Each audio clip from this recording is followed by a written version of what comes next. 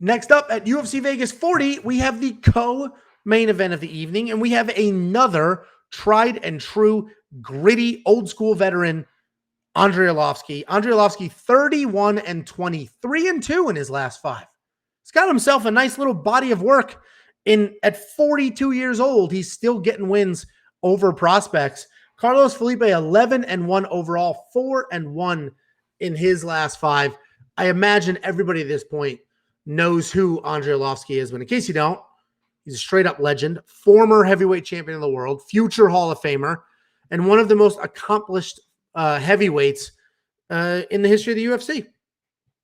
He's got very, very good boxing. He's got pretty good kicks, and as of late, he's started to showcase his grappling and his cardio and his just wrestling abilities, right? He's using more of the tools that he's had. He's not only leaning on his striking and his power. He does still have power.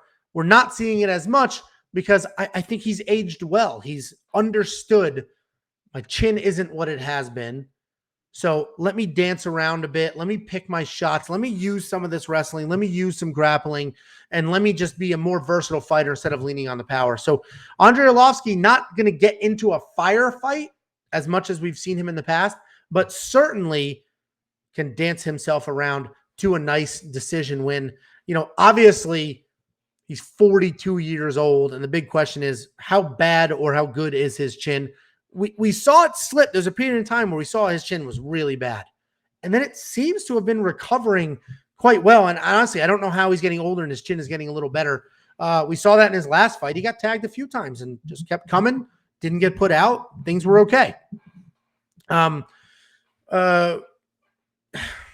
it's just such a tough fight. This is harder than you would imagine to pick this fight because Andrei Arlovski's 42 years old and the favorite, where Carlos Felipe, 11-1. We've only seen the guy lose one time. He's younger. He's almost 20 years younger. He's like 15 years younger than Andrei Arlovski. He's a very good boxer.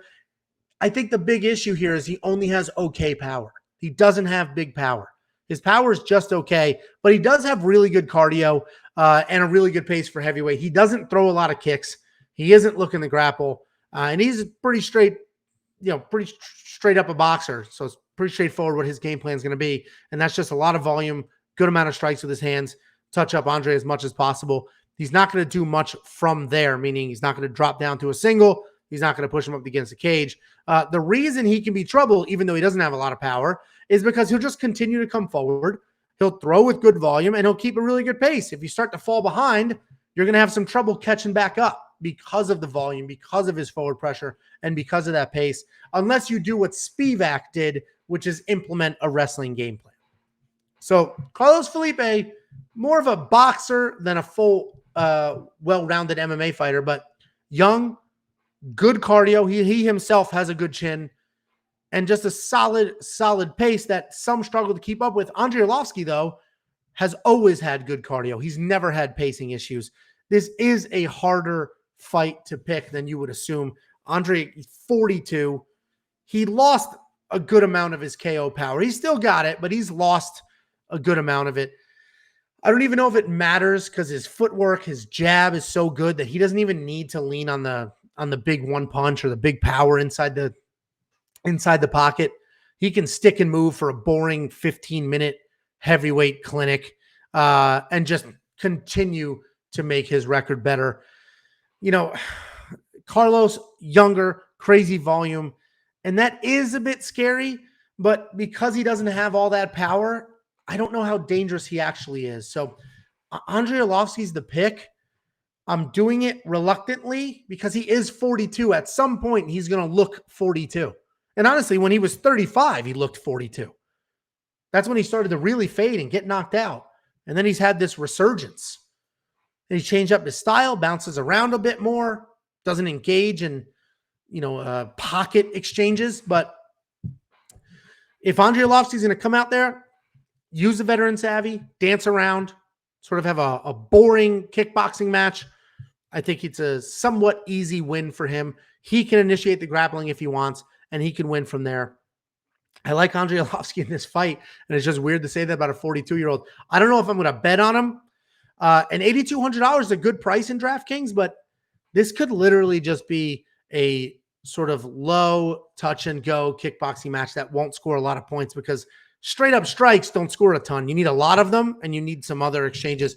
But Andrei watched Spivak take Carlos down, and maybe that's what he'll do. So $8,200 probably a good play. I don't think Andrei's going to lose, so I'm pretty confident he'll win. And obviously the name of the game is scoring as many points as you can, and more often than not, that's with mostly winners. So $8,200, he's probably a good play. Carlos Felipe is going to have more volume. He's just the busier guy.